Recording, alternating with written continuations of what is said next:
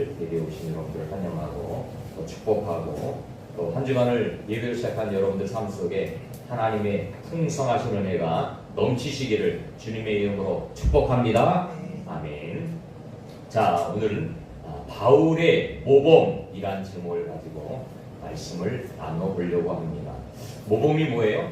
남에게 본을 보이는 걸 우리가 모범이라고 합니다.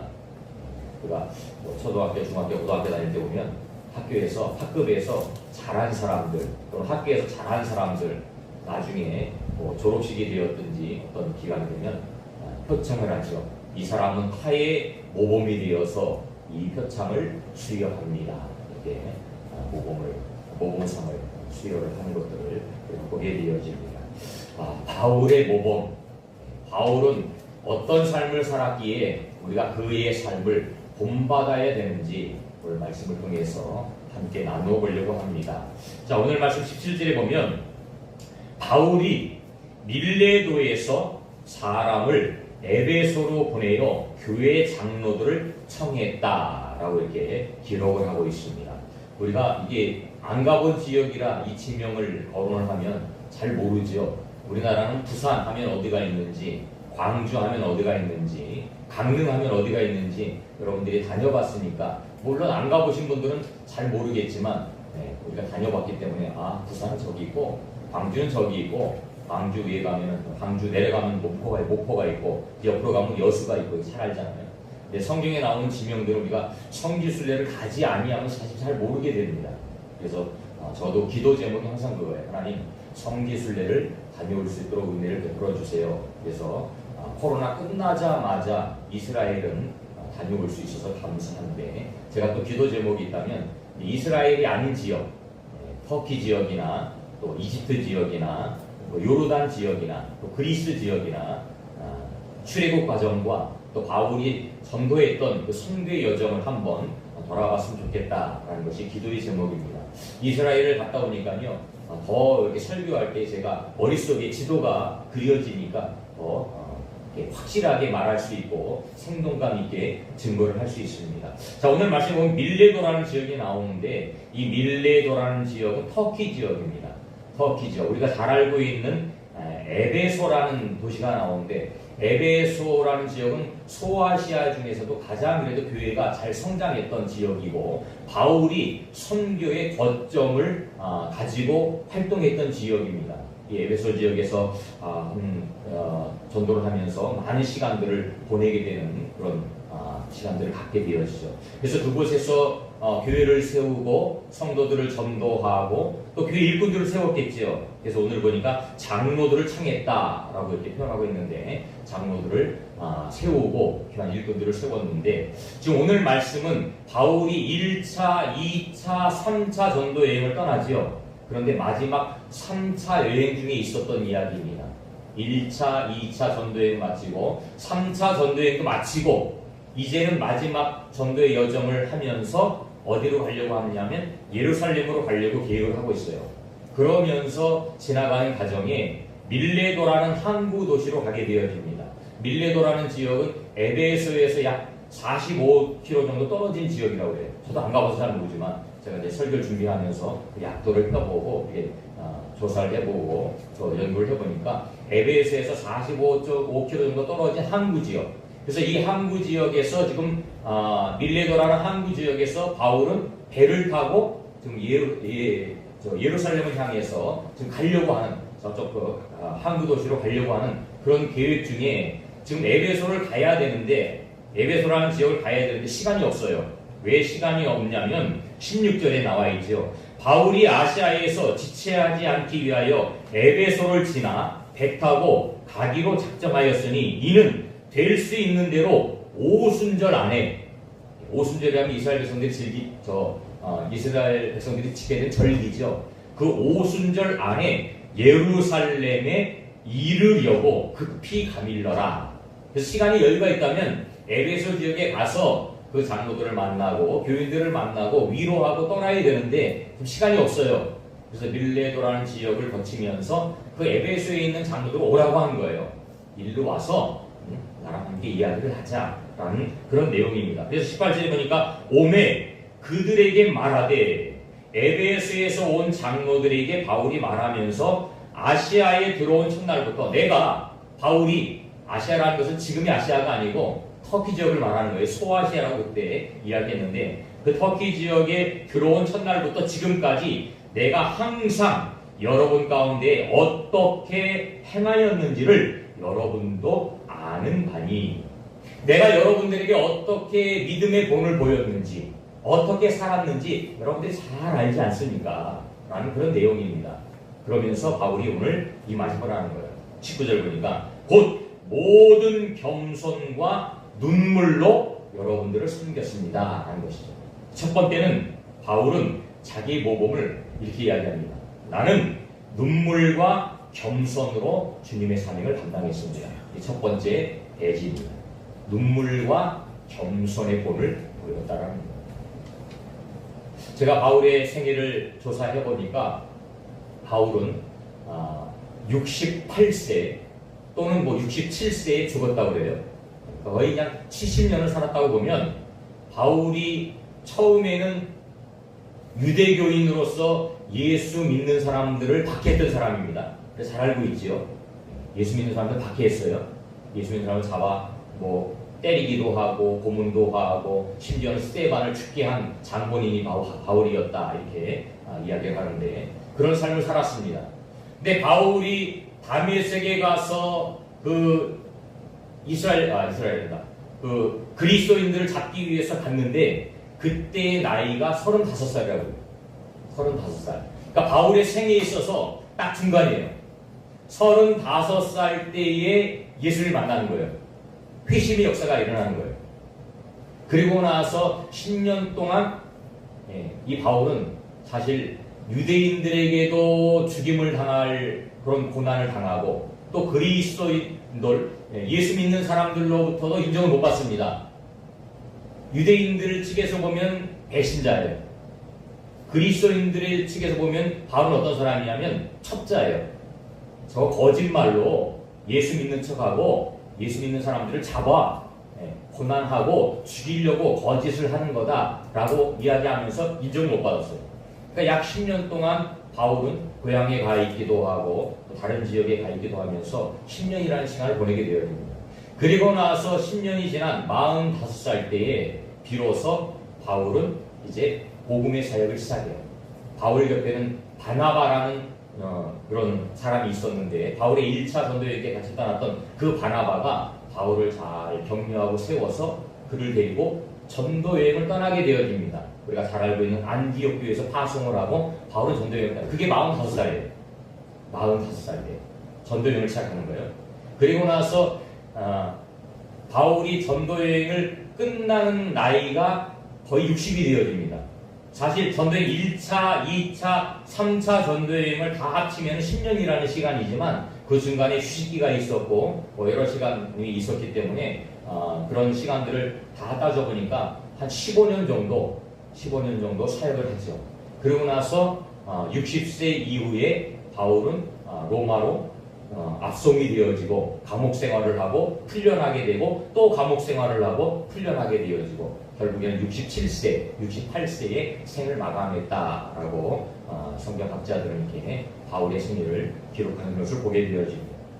바울은 이렇게 자기가 예수 믿기 전에는 예수 믿는 사람들을 핍박했던 삶이었는데 이제 내가 예수님 믿고 자기 모든 것들을 다 내려놨죠. 다 포기했습니다. 그래서 오늘 고백하는 게 뭐예요? 내가 눈물과 겸손의 본을 여러분들에게 보였습니다. 라는 것이죠. 예수 만나면 인격이 변합니다. 예수 만나면 삶이 변해요. 그 전에는 예수 만나기 전에는 사람을 죽이고 살기에 등등했던 그 바울이 이제는 자기의 삶을 뭐라고 그러는 거예요?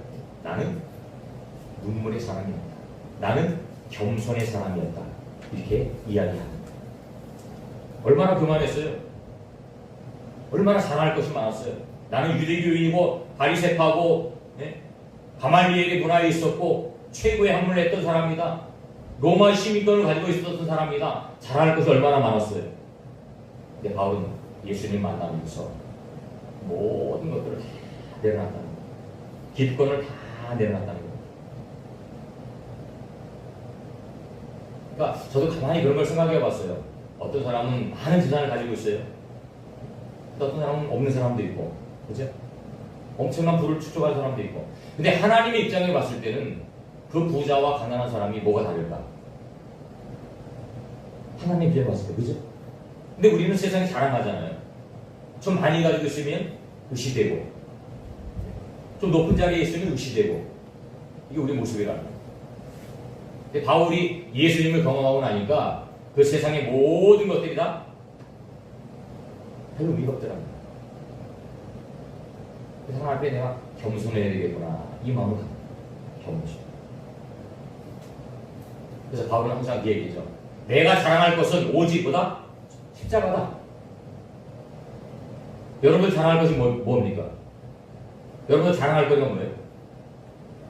세상의 명예, 권력이, 부역, 많은 걸 가지고 있을지라도 우리가 자랑해야 할 것은 결국 십자가라는 것입니다. 나는 십자가를 자랑해요. 하나님 앞에 다 모든 걸 낮추고 십자가만 자랑해요. 그리고 바울은 눈물을 흘렸다는 거예요. 사람을 죽이고 살기가 등등했던 그 바울이 이제는 영혼들을 위해서 눈물을 흘리는 거예요.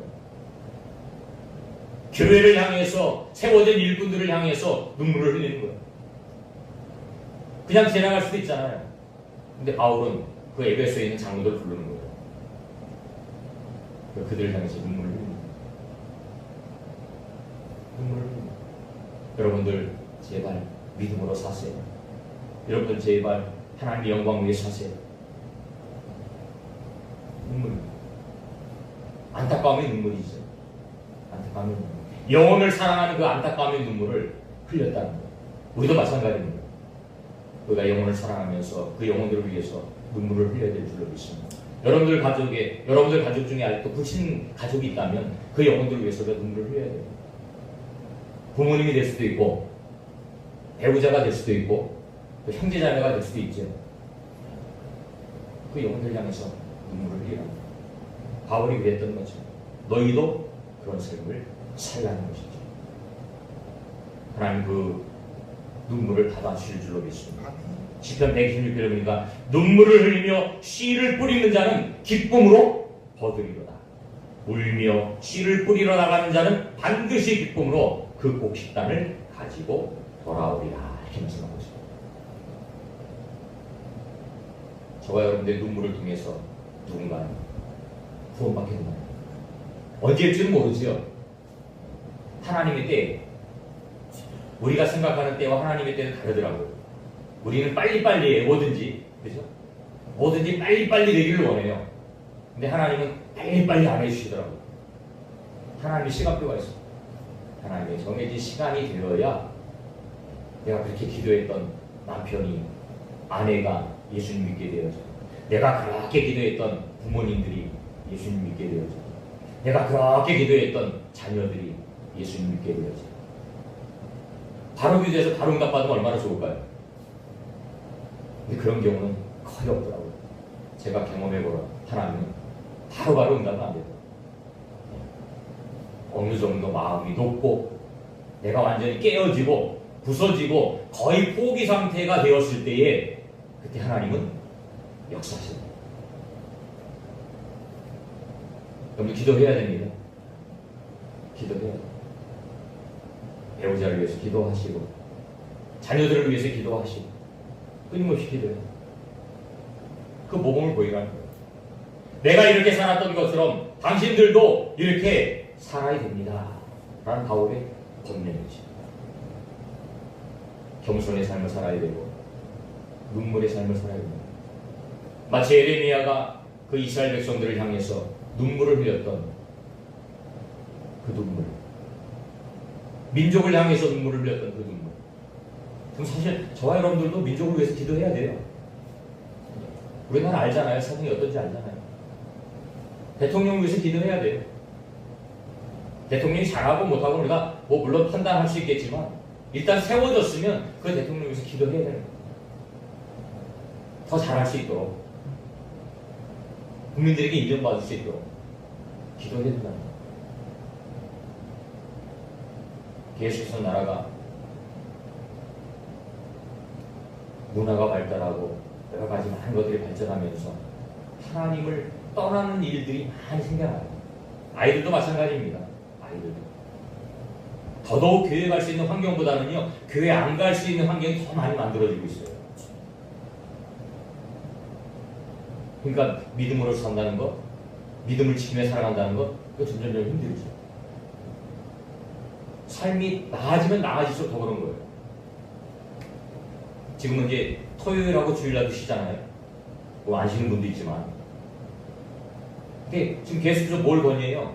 금요일도 오전만 근무하자. 이런 이야기가 계속 나오고 있어요. 언젠가 또 되겠죠. 그럼 그 남는 시간은 뭐 할 건데요? 교회 가서 예배 드리려고 시작하는 거예요? 아니에요. 세상에 나가서 즐거운 시간들을 보내자는 거죠. 결국 육체의 정욕의 쾌락을 위해서 그런 일들을 쓰겠다는 거예요. 그럼 지금보다도 더 많은 사람들이 교회를 주일날 안 나올 수밖에 없는 환경이 만들어집니다. 그렇지 않겠어요? 그러니까 문화가 발달하고 삶이 나아지면서 점점 신앙은 떠나게 되죠. 세상은 가까워지고. 많은 지금 유럽의 교회들이 문을 닫는 이유가 바로 그거죠. 생활 소득이 높아지면서 많은 사람들이 교회를 떠났어요. 기독교 국가라고 했던 그 나라들이 이제는 정말 그 본질을 잃어버리고 동성애가 만연하고 육체의 쾌락을 위해서 살아갑니다. 그래서 우리가 나라 민족을 위해서 기도해야 된다는 거예요. 영혼을 위해서 기도해야 된다는 거예요. 두 번째로 바울은 19절 중반절에 보니까 유대인의 관계로 말미암아 당한 시험을 참고 주를 섬겼다. 이렇게 자세하게 고백합니다. 많은 고난과 시험 중에도 주님을 결코 버리지 않았다. 믿음을 끝까지 지켰다는 거예요. 그러니까 예수 믿는 것도 중요하지만요, 교회에 나오는 것도 중요하지만요, 끝까지 믿음을 지켜야 됩니다. 끝까지예요? 끝까지. 우리 신앙은 마라톤이라고 했어요. 우리 인생이 마감할 때까지, 그 순간까지 우리 신앙을 끝까지 지켜놔야 돼요. 근데 사단이 그냥 놔두겠어요? 아니라니까요. 사단은 여러 가지 방법을 통해서 우리가 교회로 가지 못하도록, 신앙생활을 하지 못하도록 방해하는 게 사단의 일이에요. 베드로서 5장 8절도 보니까 근신하라, 깨어라, 너희 대적 마귀가 우는 사자같이 두루다니며 삼킬 자를 찾나니 너희는 믿음을 굳건하게 하여 그를 대적하라. 이는 세상에 있는 너희 형제들도 동일한 고난을 당하는 줄을 알라. 마귀가요 두루다니면서 삼킬 자를 찾는 거예요. 두루다니면서 삼킬 자를 찾는 거예요. 공격하는 거예요. 공격해요. 끊임없이 공격하는 거예요. 근데 믿음이 바로 세워지지 않으면 그 공격에 그냥 당하고 마는 거예요. 넘어지는 거예요. 쓰러지는 거예요. 그래서 에베소 말씀처럼 영적인 전쟁을 합니다. 하나님의 전신갑주를 입지 않으면 그 영적인 전쟁에서 우리가 이길 수 없어요. 성령 충만하지 않으면 그 영적인 전쟁에서 이길 수 없어요.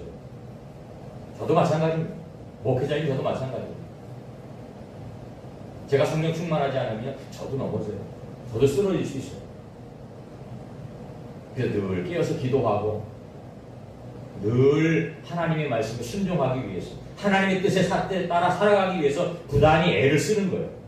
내 자신을 죽이고 또 죽이고 육체의 정욕을 죽이고 또 죽이고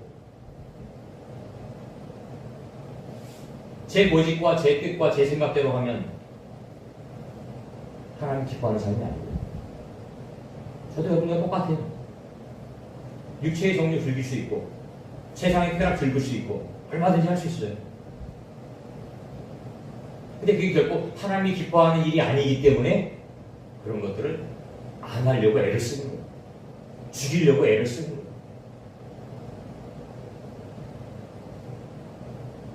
바울은 자기 자신을 그렇게 고백합니다. 나도 수많은 어려움을 당했다. 바울이 전도 여행하면서 얼마나 많은 어려움을 당했습니까? 돌에 맞기도 하고요, 물에 빠지기도 하고요, 엄청난 핍박과 고난을 당했어요. 근데 바울은 그 예수님이 나의 삶이 주인이 된다는 그 사실을 깨닫는 그 순간부터 내 삶이 내 것이 아니에요. 주님 것이에요. 주님이 원하는 삶을 살아가는 거예요. 그것을 위해서 자기 모든 것들을 다 온전히 내려놓는 거죠. 그래서 고난과 시험 다 묵묵히 견디는 거예요. 참고 견디는 거예요. 그래서 20절에 보니까 유익한 것은 무엇이든지 공중 앞에서나 각 집에서나 거리낌이 없이 여러분에게 전하여 가르쳤다. 유익한 것이 뭔데요? 복음이죠, 복음. 이걸 위해서 자기 모든 것들을 다 포기했다는 거예요. 다 내려놨다는 거예요. 우리 삶이 그런 삶이 되었죠. 그래서 세 번째가 바울은 자기에게 맡긴 사명을 위해서 목숨을 내어놓는다. 자기에게 맡긴 사명. 저와 여러분들은 사명자입니다. 여러분 사명자라고 생각하십니까? 우리 사명자예요, 사명. 제가 항상 말씀드리잖아요. 우리 사명이 있어요. 사명이 있기 때문에 하나님이 오늘도 우리에게 생명을 연장시켜 주는 거예요. 우리 사명이 끝나면 하나님 부르시는 거예요. 나이가 많고 적으면 상관없어요. 저도 이제 나이가 어느 정도 들다 보니까 요즘은 가장 많이 가는 곳이 장례식장이에요. 주위에 있는 분들, 목사님이 돌아가시든지, 목사님 이제 부모님들이 돌아가시든지, 젊었을 때는 결혼식 많이 가고, 뭐 돌잔치 많이 가고 이렇게 됐는데, 어느 순간부터는 그런 데보다는 장례식을 훨씬 더 많이 가요. 또 제가 노예 임원이다 보니까 또 장례식이나 또 안 갈 수 없으니까 가면 장례식 가요. 근데 장례식 가면서 항상 느낀 게 그거예요. 죽는 데는 나이가 없구나. 물론 나이가 들어서 돌아가신 분들이 훨씬 많지만 그 중에 보면 젊은 사람인데도 죽는 사람들이 꽤 많아요. 여러분들 젊은 사람들이 죽는 원인이 뭔지 아세요? 젊은 사람이 죽는 경우는 대부분 병 때문에 죽는 게 아니고 자살해 죽는 거예요. 자살해 죽는 거예요. 삶을 포기합니다. 너무 안타깝죠? 너무 안타깝죠? 자살하는 것은 죄입니다. 자살하는 것은 내 생명이 내 것이라고 생각하는 거예요. 내 마음대로 하겠다는 거예요. 아니에요. 여러분 생명은 누구 거예요? 주님 거예요. 주님 거. 내 마음대로 할 수 없어요. 생명의 주인이 누군데요? 예수님이에요. 내 생명은 내 게 아니에요. 예수님 거예요. 예수님이 피값을 통해 우리를 찾았다니까요. 내 게 아니에요. 예수님 거예요. 근데 그 목숨을 내 마음대로 할 수 있어요? 없어요. 주님께 받게 됩니다. 근데 주님이 우리를 통해서 뭘 하시기 원하는데요? 복음을 전하기 원하시는 거죠. 복음을 전하기 원하시는. 그래서 22절에 보니까 보라 이제 나는 성령에 매여 예루살렘으로 가는데 거기서 무슨 일을 당하는지 알지 못하노라. 오직 성령이 각 성에서 내게 증언하여 결박과 환난이 나를 기다린다 하시나. 지금 예루살렘으로 가면 바울을 잡겠다는 그런 계획이 있거든요. 그걸 알았어요. 바울은 예루살렘으로 가면 잡힐 거라는 사실을 알았어요.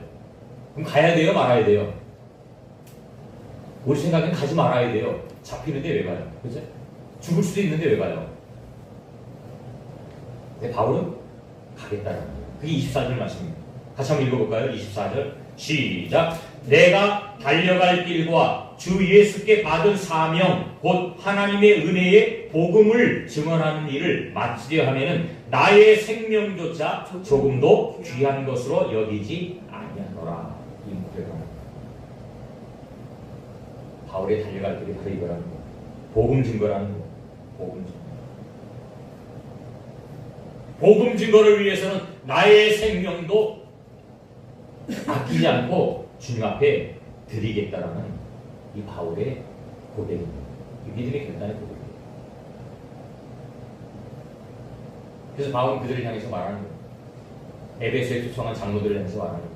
내가 이렇게 살았던 것처럼 당신들도 이러한 삶을 살아야 됩니다.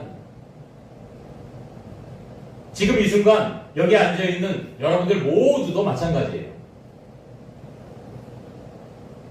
우리가 복음 증거의 사명자가 되어야 됩니다. 우리를 통해 구원받을 영혼이 있다는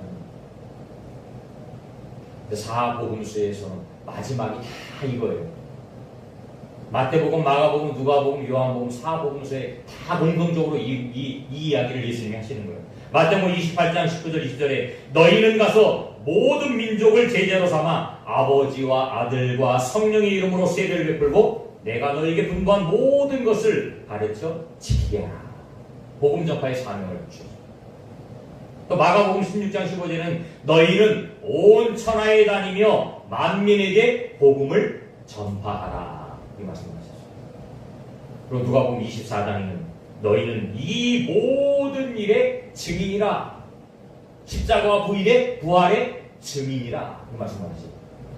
그 다음에 요한복음 21장에는 내 양을 치라. 내 양을 먹이라. 너는 나를 따르라. 이 말씀하셨습니다. 양을 치라는 게 그 음매하는 양이 아니에요. 주님의 백성, 주님의 택한 백성, 그 영혼들을 잘 양육하고 기르라는 거죠. 이게 저와 여러분들이 맡겨질 사명입니다. 주님이 우리에게 부탁하신 말씀입니다. 바울이 지금 에베소 교인들을 향해서, 에베소 장로들을 향해서 말하는 것처럼 지금 이 순간 저와 여러분들이 하나님의 음성을 듣는데 우리에게 동일한 말씀을 하시는 거예요. 너희도 이러한 사명을 감당하라. 바울이 예수님 만나기 전에는 자기의 육체의 정욕을 위해 살았겠지만 예수님 만난 그 순간부터는 모든 것을 다 내려놓고 주님의 영광을 위해 살았던 것처럼 우리도 마찬가지입니다. 우리가 예수님 믿는 그 순간부터 우리는 사명자라고 그랬잖아요. 복음과 사명은 동전의 양면과 같다고 제가 말씀드렸습니다. 동전의 양면이 있잖아요. 그것처럼 우리가 예수님 믿는 그 순간부터 우리는 구원받았고 구원받았다면 마땅히 복음을 전해야 돼요. 전해야 돼요. 가족에게, 친구에게, 이웃에게. 우리 입을 벌렸어요. 그래서 우리가 복음 전하는 거잖아요. 어떤 사람은 찬양을 통해서, 찬양 사역을 통해서 복음을 전하고, 어떤 사람은 길거리 다니면서 복음을 전하고, 여러분들 전철 타고 다니면 전철 안에도 어떤 분들은 막 전도지 들고 다니면서 예수 믿으세요, 예수 믿으세요 하는 분들 있잖아요. 그걸 물론 싫어하는 분들도 있지만, 또 전철역이나 이런 데 가면 뭐 앞에서도 막 앞뒤로 뭐 현수막을 걸고서 막 돌아다니면서 예수 천국 불신지옥 하면서 막 돌아다니는 분들. 복음의 열정이 대단한 거지. 그래서 바울은 그 열정이 너무 뜨거우니까 이제 다른 지역에 가서 복음을 전하는 거예요. 예수님 말씀이 전파되지 않은 그 지역을 찾아다니면서 복음을 전하는 거예요. 멸시당하고 매를 맞고 돌팔매질을 당해 죽을 위기에 처하고 감옥에도 갇히고 여러 가지 핍박을 당했지만 그럼에도 불구하고 나의 달려갈 길과 주 예수께 받은 사명, 곧 그 사명을 감당하기 위해서 나의 생명을 조금도 아끼지 않고 주님께 드리겠다는 그겁니다. 저와 여러분 사명자입니다. 우리가 또 한 주간 시작하는 거예요. 한 주간 시작하는 거예요. 이제 사명 감당하러 나가는 거예요. 이제 말씀을 듣고 교회를 나가는 그 순간부터 여러분들은 사명자가 돼요. 사명자가 돼요. 여러분 직장에 분명히 예수 믿지 않는 사람도 있을 거예요. 많이 있을 거예요. 그분들 향해서 여러분들 전도의 대상자가 있잖아요. 전도하고 싶은 마음이 이렇게 들 때가 있어요. 기도하세요. 하나님, 제가 저번을 꼭 기도하고 전도하고 싶습니다. 하나님 도와주세요. 도와주세요. 그럼 하나님 지혜를 주시고 어떻게 전도할 수 있을지 감동을 주시는 거예요. 뭐 밥을 맛있는 걸 사준다든지, 아니면 조그만 선물을 준다든지, 아니면 따뜻한 말을 한다든지, 뭐 커피 한 잔을 타준다든지, 어쨌든 여러 가지 방법을 통해서 그 사람과 관계를 맺고 어느 순간이 되어서 그분에게 복음을 전하는 거예요. 복음을 전하는 거예요. 그분의 그 마음을 움직이는 건 성령입니다. 내가 하는 게 아닙니다. 나는 복음을 전하지만 그분의 마음을 여는 건 성령이 하십니다. 근데 의외로 그런 분들이 많더라고요. 한 번도 교회 가자는 얘기를 들어보지 못했다는 거예요. 한 번도. 어떤 사람은 교회 가고 싶대요. 그런데 교회는 가고 싶은데 혼자 못 오잖아요. 네? 예수 안 믿는 사람들이 교회 이게 문턱을 못 넘어요. 우리도 뭐 시켜먹으면요, 교회 다니는 분들은 자연스럽게 들어오는데 교회 안 다니신 분들은 저 앞에 서갖고 못 들어와요. 그럼 딱 느낌이, 아, 저는 교회 안 다니신 분들. 교회 안 다니신 분들은 교회에 자기 발로 온다는 거, 이건 쉽지 않은 겁니다. 누군가는 전도해야죠. 기다리는 사람들이 있더라고요. 아, 누군가가 한마디라도 교회 가자고 하면 내가 갈 수 있는데, 이런 사람들이 있더라고요. 누군지 모르지만, 그죠? 그래서 여러분들 주위에 예수 믿지 않는 사람들이 있다면, 여러분들 교회 갑시다. 예수 믿으세요. 이렇게 전해서 그들도 우리와 같이 예수 믿고 참된 기쁨과 참된 평강을 누리고, 과일과 같이 여러분들이 모험이 되어 신앙의 모험이 되어서 많은 사람들에게 본을 보일 수 있는 그런 참된 그리스도인이 되시기를 주님의 이름으로 축원합니다.